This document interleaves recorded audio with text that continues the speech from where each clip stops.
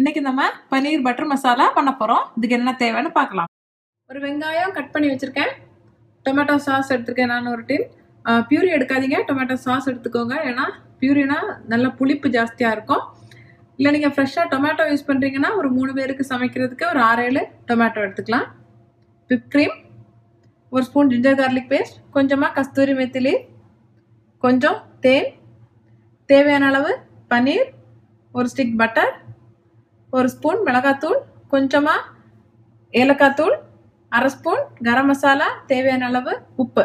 இந்த பன்னீர் பட்டர் மசாலா எப்படி பண்ணுறதுன்னு இப்போ பார்க்கலாம். நம்ம அடுப்பில் ஒரு பாத்திரத்தை வச்சுருக்கோம். மீடியம் ஹீட்ல இந்த பட்டரை இதில் போட்டு உருக்கலாம். பட்டர் உருகிடுச்சு. இதில் இப்போ நம்ம இந்த பன்னீரை போட்டு ஃப்ரை பண்ணி எடுத்துக்கலாம். நீங்கள் ஃப்ரைட் பன்னீர் யூஸ் பண்ணுறீங்கன்னா இந்த ஸ்டெப்பை ஸ்கிப் பண்ணிக்கோங்க. அதே மாதிரி பட்டரில் 2 வெரைட்டி உண்டு, சால்ட்டட், அன்சால்ட்டட். அன்சால்ட்டட் யூஸ் பண்ணிங்கன்னா நல்லது. நான் எனக்கு அன்சால்ட்டட் தான் யூஸ் பண்ணியிருக்கேன். இப்போ நம்ம நல்லா ஃப்ரை பண்ணி எடுத்துருவோம். இதை மாதிரி ப்ரௌனிஷாக ஃப்ரை ஆகி வந்ததும் நம்ம இதெல்லாம் எடுத்து வச்சிடலாம். அதே பட்டரில் நம்ம இப்போது வெங்காயத்தை போட்டு வதக்க போகிறோம்.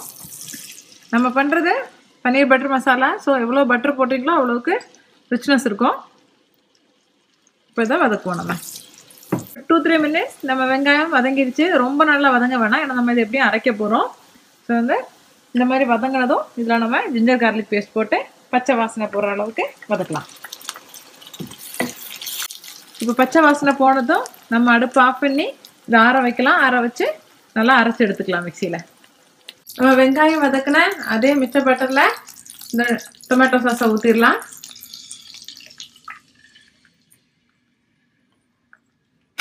இப்போ பட்டரோட மிக்ஸ் பண்ணி நல்லா கொதிக்க விடுவோம் ஒரு 5 நிமிஷம்.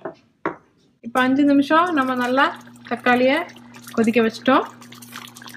நீங்கள் தக்காளியை அரைச்சி போடுறீங்கன்னா ஃப்ரெஷ்ஷான தக்காளி இதே மாதிரி நம்ம இந்த சாஸ் ஊற்றின டைமில் அரைச்சி இதில் போட்டு நல்லா ஒரு 5 நிமிஷம் இதே மாதிரி வேக வச்சிடலாம். இப்போ நம்ம இதோட அரைச்சி வச்சிருக்கிற இந்த வெங்காய பேஸ்ட்டை போடுறோம்.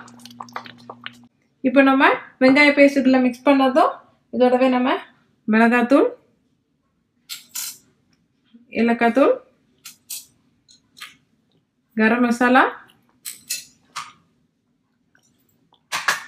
கஸ்தூரி மெத்தி நல்லா க்ரஷ் பண்ணி இதோட போட்டுருங்க. இப்போ எல்லாத்தையும் மிக்ஸ் பண்ணதும் நம்ம இதோட உப்பு போட்டுடலாம். உப்பையும் மிக்ஸ் பண்ணி ஒரு 5 மினிட்ஸ் மூடி போட்டு நம்ம இதை வேக வைக்கலாம். ஒரு 5 மினிட்ஸ் நல்லா வெந்ததும் நீங்கள் இப்போ உப்பு காரம் டேஸ்ட் பார்த்துக்கலாம். தேவைன்னா எக்ஸ்ட்ரா ஆட் பண்ணிக்கோங்க. இல்லைனா இதில் நம்ம இப்போ தேனை ஊற்றலாம். நீங்கள் தேனுக்கு பதிலாக சுகர் கூட போட்டுக்கலாம். ஆனால் தேன் ஊற்றினீங்கன்னா ஒரு அன்யூஷுவல் டேஸ்ட் இருக்கும், கொஞ்சம் வித்தியாசமாக இருக்கும். அதனால் நான் இந்த தேன் ப்ரிஃபர் பண்ணுறேன். இதை நம்ம நல்லா மிக்ஸ் பண்ணதும் இதோட ஃப்ரை பண்ணி வச்சுருக்கிற பன்னீரை போட்டுடலாம்.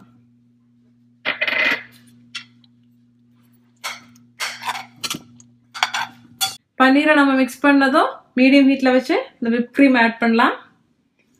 ஒரு 1 நிமிஷம் இதை நம்ம வேக விட்டு இறக்கி சர்வ் பண்ணலாம். இப்போ டேஸ்டியான பன்னீர் பட்டர் மசாலா ரெடி ஆயிடுச்சு. இது நீங்கள் சப்பாத்தி, நான், பரோட்டாவோட சாப்பிட்டீங்கன்னா ரொம்ப நல்லாயிருக்கும்.